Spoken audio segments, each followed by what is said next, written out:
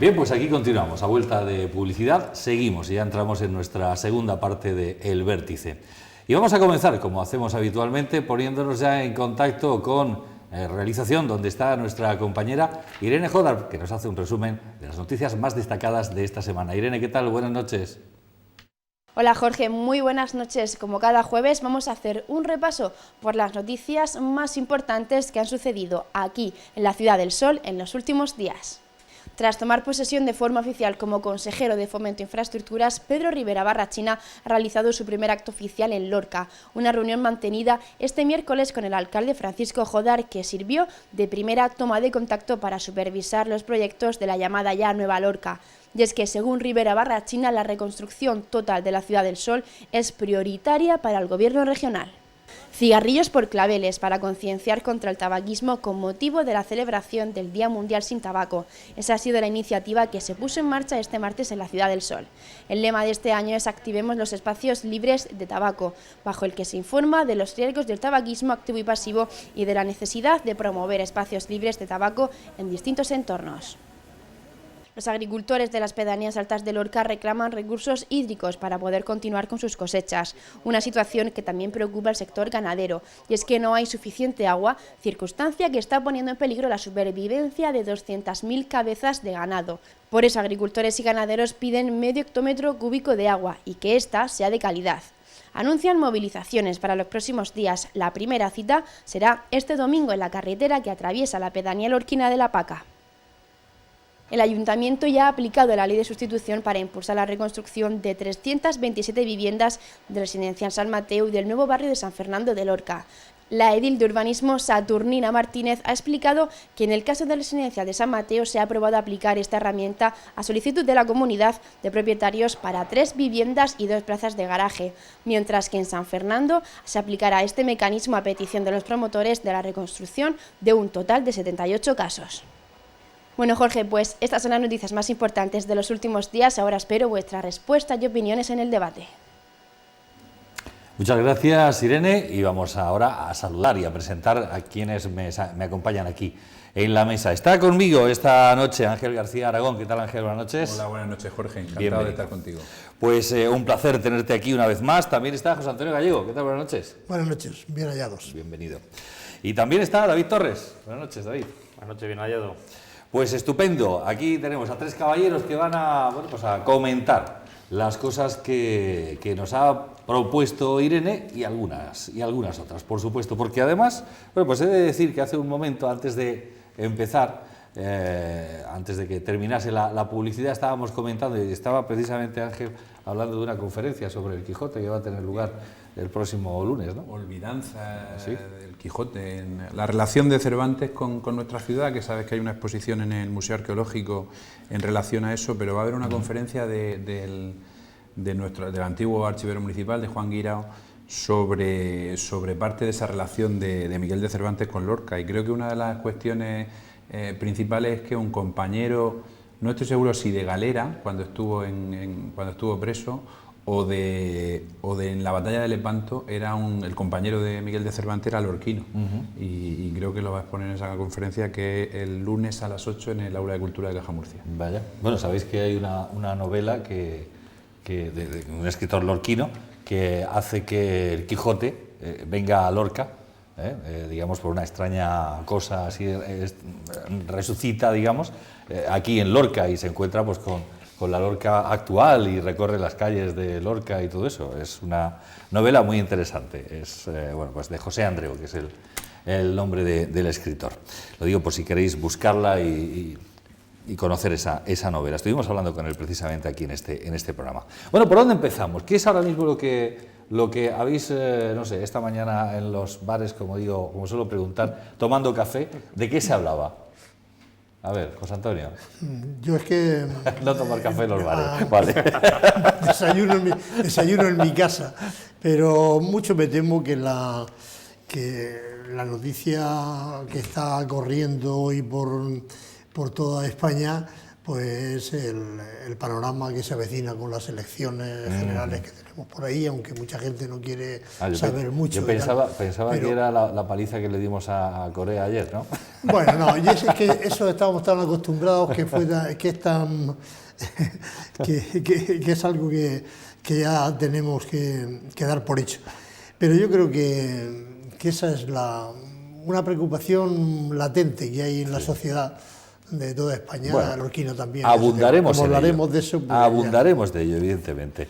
¿Y vosotros qué os habéis encontrado, digamos, esta mañana con ese primer café, David? Yo, como te comentaba antes de entrar en la antena, estamos inmersos en el final de curso y solo veo resoluciones y órdenes de la consejería para cerrar el curso y iniciar el curso que viene. Una locura, reunión tras reunión para poner en marcha el curso que viene y la verdad es que solo veo eso. O sea, estás inmerso... inmerso completamente en temas educativos, en temas de gestión. Sí, la verdad que sí. Muy bien. Y Ángel, ¿tú qué has visto esta mañana por ahí? Pues, creo que principalmente parecido a lo que decía José Antonio, un poco también el panorama, la cuestión regional y luego el nombramiento del nuevo consejero, que precisamente ayer visitaba como primera actuación, visitaba nuestra ciudad, Pedro Rivera. Sí, bueno, hemos tenido en la primera parte del programa de hoy, hemos tenido a su antecesor, hemos tenido a Paco Bernabé, con el que hemos estado hablando, bueno, y además hablaba muy bien de Pedro Rivera, porque decía que, bueno, pues que tenía esa medio lorquinidad, y que, bueno, pues que eso también iba a hacer que estuviese muy, aparte de seguir, digamos, o continuar con lo que estaba llevando Paco Bernabé, pues hacérsele, digamos, más simpática la tarea por aquello de que tiene mucha vinculación con Lorca. ¿Lo conocéis vosotros, alguno personalmente? Yo mucho. ¿Sí? ¿Tú mucho? Yo personalmente no. ¿Y qué nos puedes decir, Ángel, tú ya que lo conoces? Pedro, como consejero, estoy convencido que va a ser muy buen consejero, pero no lo puedo saber, pero como compañero, como abogado, es un gran abogado, además muy implicado en las cuestiones de la profesión, fue presidente de la Asociación de Jóvenes Abogados, estaba en la Junta de Gobierno del Colegio de Abogados de Murcia con Paco Martínez Escribano ya durante dos legislaturas. Llevaba el tema de la asistencia jurídica del turno de oficio en Murcia y de hecho está en la propia comisión de justicia gratuita donde se aprueban las adjudicaciones, las designaciones de los abogados del turno de oficio, es decir que eso lleva mucho tiempo, hay que dedicarle mucho trabajo y desde entonces viene ya dedicándose a eso desde hace mucho tiempo y como persona es una grandísima persona. En cuanto a la vinculación con Lorca, la tiene, yo creo que la va a tener muy grande porque además la vinculación por Lorca le viene por su mujer, con lo cual se va a ver doblemente obligado a cumplir con su ciudad porque si no me consta que va a tener serios problemas. Y bueno, su mujer es muy lorquina, de una familia además muy, muy lorquina, que siente mucho esta ciudad y que viene siempre en vacaciones, en Semana Santa siempre están aquí. Son blancos, y bueno, por supuesto, blanco, muy blanco. Y bueno, y veranean también en Águila, es decir, que su relación con nuestra comarca es importante y espero que sea un punto más para que pueda realizar una buena gestión, sobre todo en el ámbito de las infraestructuras que tantas necesidades podemos tener. Desde luego que sí. ¿Lo conoces? No lo conozco, yo ya es de otra generación y todos estos nombramientos a mí me recuerdan que ya estoy muy pasado de moda, por lo tanto ya no lo conozco. Porque tampoco es eso. Bueno, pues lo que sí podemos hacer ahora, aunque sea así muy brevemente, es, ya que Paco Bernabé ha estado aquí en el programa y ha sido el que se ha ido, bueno, no sé si habéis seguido un poco cuál ha sido su gestión, sobre todo con Lorca, cuando estaba aquí prácticamente semana sí, semana también, incluso 2 veces por semana. Sí, no, yo saludé mucho, aunque no lo conocía indirectamente, pero para mí había un argumento a su favor que creo que ha demostrado en su gestión y que había sido alcalde. Siendo alcalde está muy cercano a los problemas de la gente y entonces sabe que tiene que estar donde están los problemas, anticiparse a ellos y tal. Y en Lorca, como se ha demostrado, ha estado mucho tiempo y yo creo que su labor ha sido pues bastante eficaz. ¿Sí? Por lo tanto... Una de las cosas que nos ha contado que quiere hacer en Madrid, que vamos, lo más normal es que salga como diputado, va de número 2 por el Partido Popular y es lo más normal, vamos, siempre puede haber sorpresas, pero lo normal es que salga. Que nos ha estado contando es que quiere hacer esa especie de asociación de murcianos. Sí, lo he leído, un lobby de murcianos en Madrid y tal. Alguna vez se ha intentado, eso Es que y a mí me tal. Lo suena que eso- pasa, eso sí, antiguo, se ha intentado sí. algunas veces Incluso y de tal. lorquinos, incluso Y, aquí a sí, nivel de Lorca también se sí, se hizo incluso algo parecido, hemos ¿no? hecho en tiempos Lorquinos en la diáspora. se hizo una presencia de Lorca en Madrid, en el cuartel Conde Duque, donde reunimos a los lorquinos de Madrid, llevamos cosas de Lorca, Claro, de claro. blancos y azules Que yo y recuerdo tal, aquello. y eso era cuando estaba en marcha aquello de la Brigada 32, que se podía ubicar en Lorca, pues, invitamos al general que llevaba aquel tema entonces y estábamos en ese plan. Pero luego aquello no cuajó mucho más allá, porque la verdad es que ha faltado siempre un cabeza de lanza y no una punta de lanza para que pudiera tirar. A mí me parece bien que a nivel de Murcia se haga eso. Otra vez lo intentamos allá a nivel de parlamentarios. Me acuerdo que el senador Fernández Aguilar, Adolfo Fernández Aguilar, también lo intentó alguna vez y tuvimos algunas reuniones y algunas cosas allí, pero aquello no pasó de ser unos intentos bien intencionados, pero quizá con escaso éxito inmediato. Por lo tanto, me parece bien que eso se revitalice y que vaya adelante. Bueno, hilando todo esto que estamos comentando, lo de Yo Paco lo veo Bernabé, una buena idea. Además, yo creo que es importante, sobre todo para las necesidades que tiene Murcia, que principalmente son siempre las de infraestructura, las de unas buenas conexiones con Madrid y demás. Y siempre se le ha achacado a nuestra región el tema del poco peso específico que teníamos en la capital, donde al final se cuecen las decisiones importantes. O sea, que veo muy buena idea el que se pueda ahondar en lo que estaba contando José Antonio. Y estoy seguro que regiones importantes, que seguro que los catalanes, que andaluces y vascos seguramente deben tener ya algún tipo de asociación de ese tipo. Y me alegro que Paco Bernabé esté en esa cuestión, porque con el ímpetu y con su personalidad arrolladora en ese sentido seguro que puede sacarla adelante. Y ojalá la hagan sin el más mínimo matiz político, sino todo lo contrario, sino solamente que lo que una sea su origen murciano y que traten de sacar adelante cosas para esta región. Claro, justamente eso es claro. lo que ha dicho Paco Bernabé. Está claro que el tamaño de la región y la población pequeña con respecto a otra comunidad autónoma, está claro que a nosotros eso nos merma en nuestra presencia, en nuestra posibilidad de hacer fuerza en Madrid. Pero sí estoy completamente de acuerdo con Ángel que lo más importante es que el color político no tenga nada que ver. O sea, que el sentido de región, el sentido de territorio se imponga sobre todo lo demás y se pueda seguir defendiendo esas necesidades históricas que tiene la región, que además, por lo que decía, es que cómo valorábamos la gestión de Paco Bernabé como consejero. Yo tengo que decir que él ha sido muy sensible a cosas que tradicionalmente, históricamente en Lorca han sido carencia endémica. O sea, el tema de la infraestructura. Lorca sigue teniendo hoy día una carencia endémica de infraestructura y él ha ayudado a paliar gran parte de esa carencia, ¿no?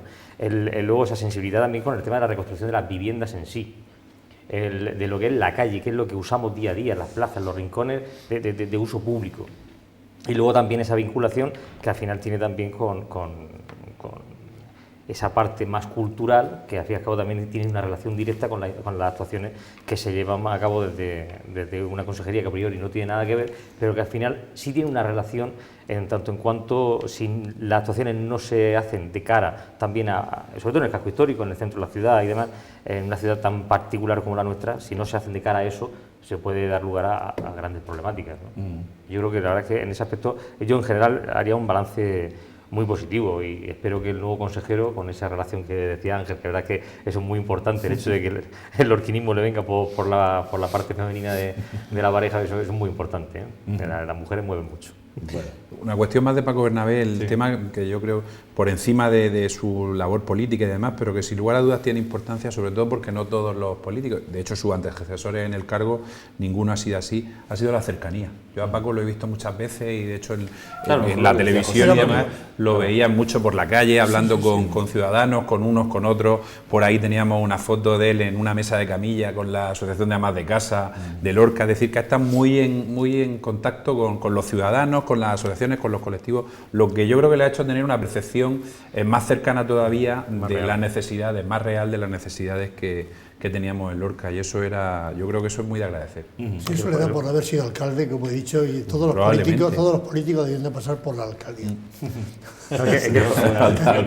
El político del pedestal ya no, Sí.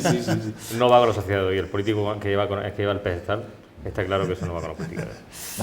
Bueno, alguno queda, ¿eh? Precisamente Paco Bernabé lo que sí nos ha dicho es que en cuanto se le propuso, digamos, ir en las listas a la candidatura al Congreso, pues digamos que él pensó en 3 cosas y dijo, bueno, voy a ver cómo tengo el tema del AVE, cómo tengo el tema del aeropuerto y cómo tengo el tema del Lorca. Digamos que esos fueron los 3 planteamientos que él se hizo y a partir de ahí dijo, bueno, pues lo del AVE lo tengo ya encarrilado, está ya a punto de llegar a la capital, lo del aeropuerto también se ha desbloqueado finalmente, bueno, pues un atranque que había ahí tremendo, y lo de Lorca dice, pues ahí está, hay un montón de cosas que están en marcha y ahora ya es cuestión de ir finalizándolas, ¿no? que lo puede hacer, digamos, su sucesor, Pedro Rivera. Bueno, pues esto era fundamentalmente lo que... Más cosas o más cuestiones. Por ejemplo, bueno, pues hemos visto en ese resumen que nos hacía Irene, esos agricultores de las pedanías altas que, bueno, pues que están con falta de agua, aunque todos sabemos que las pedanías altas son de secano, pero evidentemente el secano necesita también un poquito de agua, por lo menos, para poder subsistir, y sobre todo los animales, ¿no? Los que se crían en aquella zona. Y yo enlazo y uno esto, y ahora ya vosotros ya lo vais haciendo el batiburrillo, con que este próximo domingo, se va a celebrar el Día Mundial del Medio Ambiente, precisamente en Zarzadilla de Totana, y dentro de lo que es este proyecto Espartaria, que une, digamos, a todas las pedanías del norte de nuestro término municipal. En fin, después de todo esto, pues por donde queráis empezamos. Sí, en un tiempo se intentó que con un plan nacional que había en el Ministerio de Agricultura, que se llamaba Fomento de la Agricultura de Montaña, introducir a las pedanías altas, porque daban muchas de las características que se exigían en cuanto a altitud, en cuanto a tipo de cultivo, en cuanto a climatología, etcétera, etcétera. Aquello después fue diluyéndose y fue cayendo y no se llegó a ninguna consecuencia práctica. Lo que ocurre es que hay que ser realistas y hay que ver las características que tiene ese territorio y esa población, porque no se puede hacer una zona de regadío en las pedanías altas, por muy duro que parezca decirlo. Hay unas limitaciones de agua. Hay agua, yo creo que suficiente si se hicieran algunas prospecciones en determinadas zonas. Hay por ahí algunos acuíferos importantes y que no están muy explotados todavía, por la sierra de Pedro Ponce, incluso por la sierra de la Culebrina, en torno al río Turrilla, etcétera, que podría, por lo menos, sin lanzar las campañas al vuelo ni crear falsas expectativas, pero sí fijar la población, que es lo que se debe hacer, intentar fijar la población ahí, sí, para que no intentando Espartaria, digamos, para que no se produzca, pues ese éxodo que se ha producido en estos últimos tiempos, y que ha habido una época en que la población se ha quedado ahí. Pero claro, intentar plantar lechugas en Zarcilla de Ramos, como he visto algunas veces y tal, pues son riesgos importantes que hay que valorar lo suficiente, ¿no? Había que compensarlo, pues el tema de la falta de recursos hídricos, con promover otros recursos, como de tipo turístico, etcétera, claro, etcétera. Es lo que están haciendo, o intentando hacer Espartaria, ¿no? Exactamente. Espartaria, tierras altas, ¿eh? No confundamos con Espartaria, ese movimiento poético que también hay en Lorca, que se llama igual, se llama Espartaria. Bueno. No, yo estoy de acuerdo con lo que dice José Antonio. Tenemos que ser conscientes de lo que son nuestras pedanías altas, de cuál es su grima, su geografía y su situación. Desde luego, lo que pasa que también que hemos sufrido la sequía de este año, de este invierno, ha sido tremendo, porque prácticamente es que no ha llovido nada en todo el invierno, únicamente en el mes de abril que ha caído un poco de agua, pero cuando llevamos prácticamente un año sin que lloviera, y al final, pues claro, aunque sean una zona muy acostumbrada a esa situación, desde luego se resienten enormemente.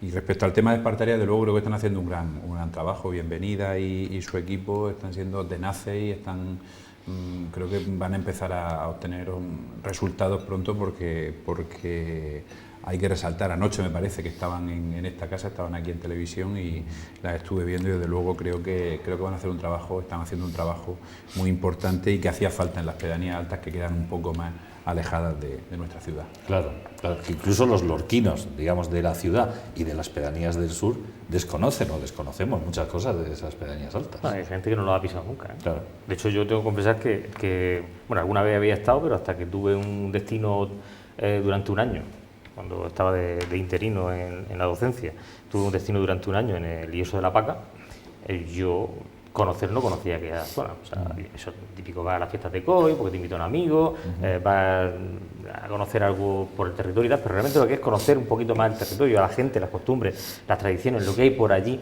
Yo fue aquel año cuando empecé a conocer las formas de vida, que son muy particulares, por cierto, ¿eh?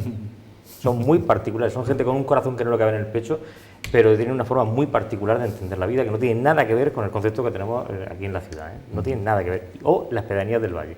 Yo siempre digo que en Lorca un concepto de vida en la ciudad, otro en las pedanías del valle, las que miran hacia la ciudad, y luego esas pedanías más alejadas, porque además están mal comunicadas, porque esa carretera no tiene la capacidad que debería de tener. Sí que está ese proyecto de esa autovía de Lorca-Caravaca, que algún día esperemos ver la luz y tal, que mejorará esa posibilidad, pero bien, como bien se decía cuando hicieron aquella autovía en Murcia-Caravaca, igual que la autovía trae gente, también se lleva a gente.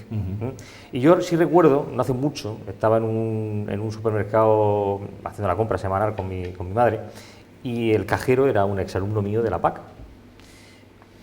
Y bueno, pues, lo típico, hablas con él, eso a José Antonio le pasará de muchas veces, encontrarse con exalumnos y entablar conversación y tal.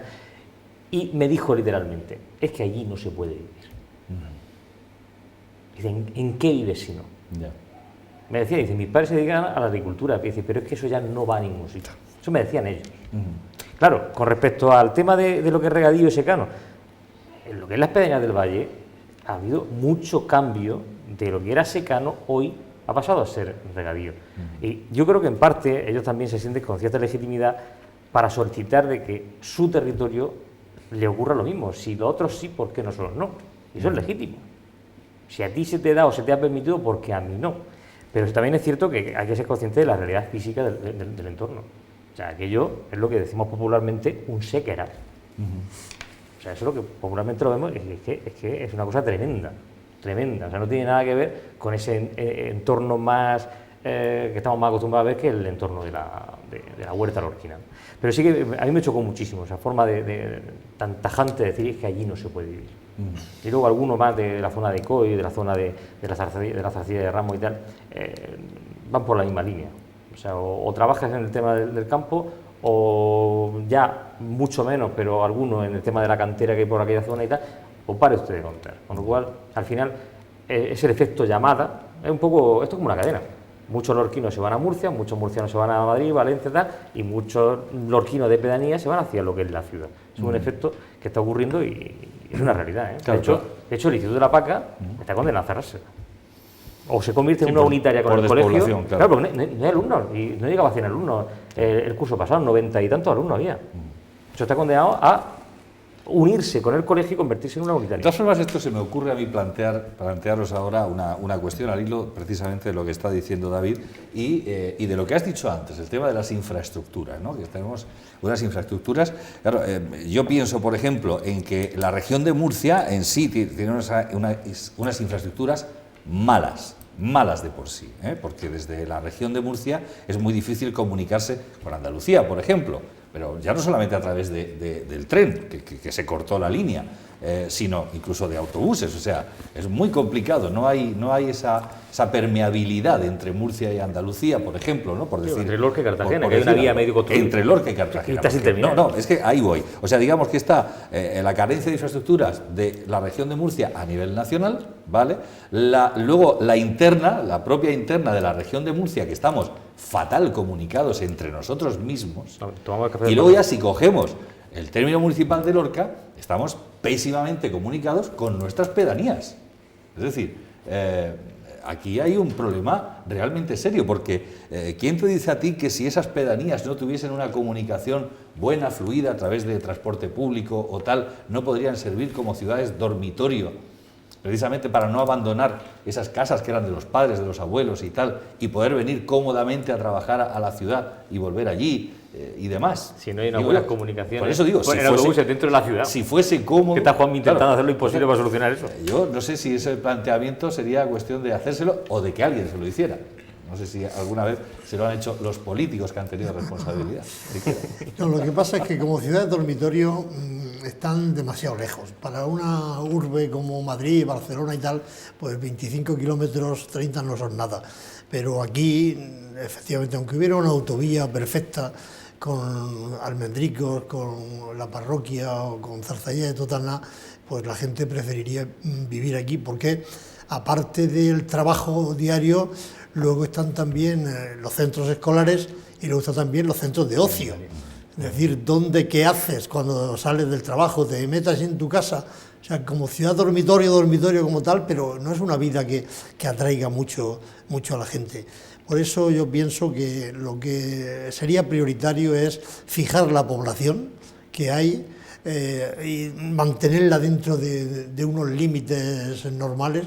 Desgraciadamente o afortunadamente, el crecimiento vegetativo de la población no es tan grande que no se pueda mantener esa población, y buscar recursos para ello. Algunos los recursos hídricos, es decir, yo creo que, como he apuntado antes, se podían aprovechar algunos acuíferos de la zona para suministrar por lo menos agua para la ganadería, no para regar los almendros, ni para plantar lechugas, ni para otra cosa. Yo creo para la ganadería sí se podía tener. Y luego pues habría que fomentar eso, el turismo rural, la gastronomía, que es muy rica y muy especial, la gastronomía de las pedanías altas. Y luego se podría incidir más en el tema del viñedo. Se logró en tiempos que la zona norte de Lorca entrara en la denominación de origen Bullas.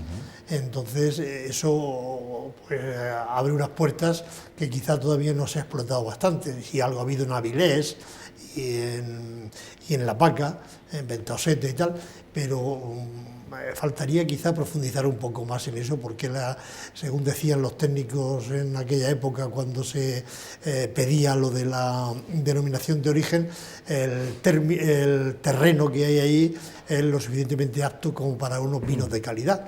Y en muchos casos de alta graduación. Como anécdota diré que en mi época se produjo una exportación de uva a Galicia, de uva de las pedanías altas, para darle graduación al Ribeiro.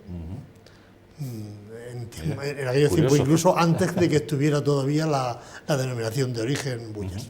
Curioso. Que incluso ahora tenemos la Bodegas Contreras, que tanto trabajo y tanta ilusión puso José Manuel Pazos, que en paz descanse, en aquellos vinos que además recibió muchísimos premios. O sea, yo recuerdo incluso en una ocasión, una gran cena de gala en la que él incorporó el vino, y ese vino, el Ubio, acaba de ser premiado como mejor vino de Europa dentro de su categoría.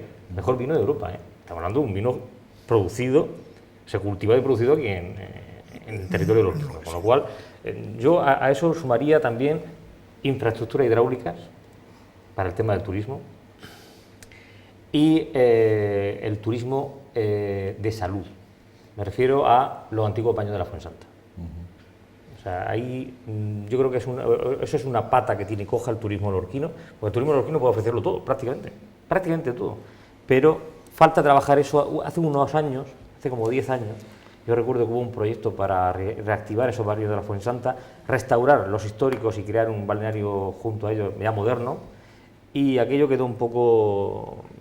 Pero aquello yo creo que es un tema que habría que de alguna manera recuperar, porque además ya era la cuadratura del círculo, porque ya yo creo que si no el 100%, a lo mejor el 98% de las posibilidades de turismo estarían presentes en Lorca, ¿no? Es un término muy grande, con tantísima variedad, que es ya poner la quinta del pastel y tenerlo todo. Y es que no ir por una cosa, vendrá por otra.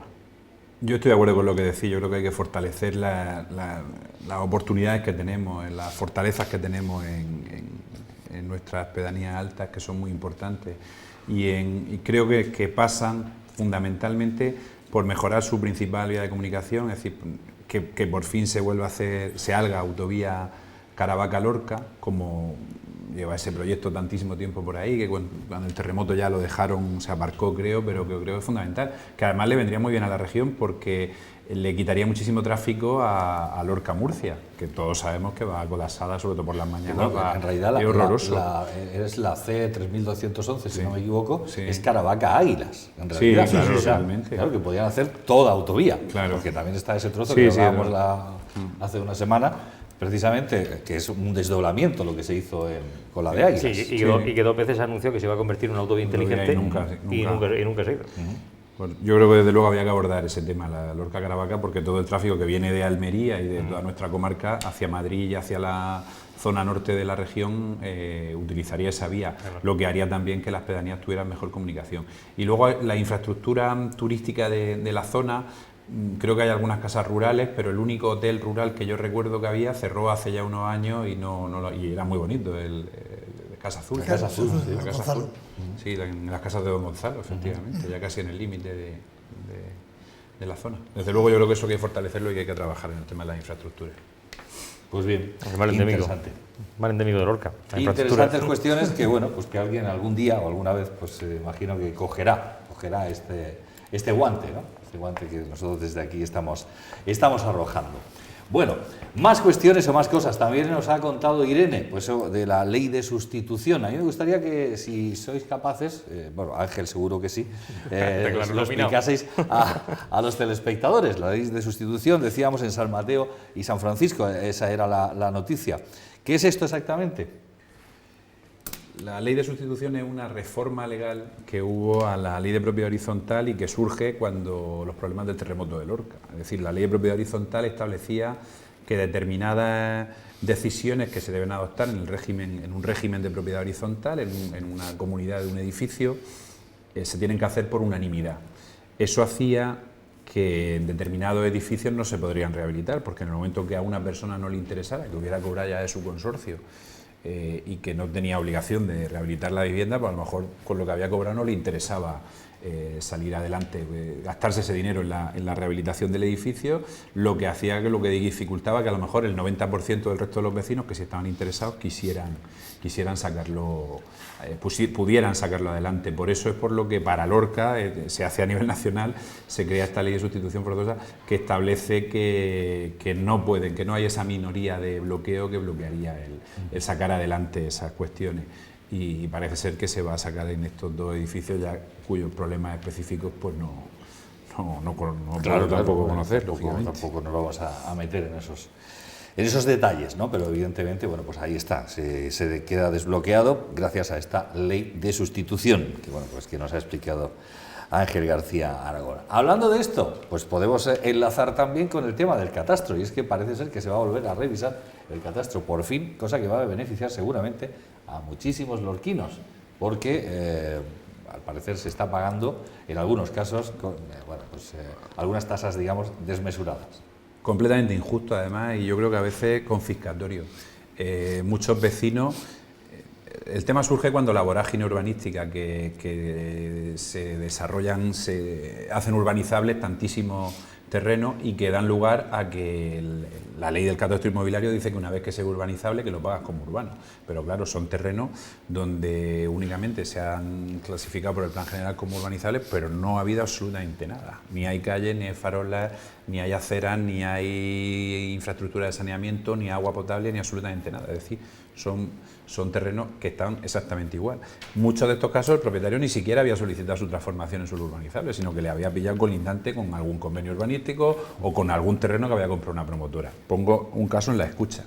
En La Escucha una promotora, hoy en concurso de acreedores, Masa de Alicante, compra una finca grande, pero el terreno que recalifican es un montón de fincas de alrededor. Hay un montón de propietarios, algunos vecinos de la zona y algunos otros señores que tenían una finca allí cuya producción además era cero porque parte de ese terreno es de secano y la producción era muy escasa, y están pagando auténticas barbaridades. Con familias que están pagando un IBI de 12.000 euros anuales por una finca que ni siquiera produce esa cantidad. capacidad, lo cual es completamente injusto. Y ya gracias a Dios ha habido sentencias, incluso del Tribunal Supremo, que dicen que si el terreno no se ha urbanizado, que no puede la administración estar cobrando como si fuera un terreno urbano. Claro. Porque el IBI lo está cobrando porque sea un bien inmueble, es decir, un bien que tiene ya un desarrollo, que ha tenido un desarrollo urbanístico, pero mientras no lo tenga no le puedes cobrar. Y eso estaba pasando en Lorca, desgraciadamente, pues porque había cantidad de terreno en muchas zonas de nuestro extenso término municipal que habían sido así calificadas, y muchos vecinos que lo estaban pasando muy mal, algunos que incluso se planteaban que la administración se quedara el terreno porque no podían sacar adelante esa cuestión.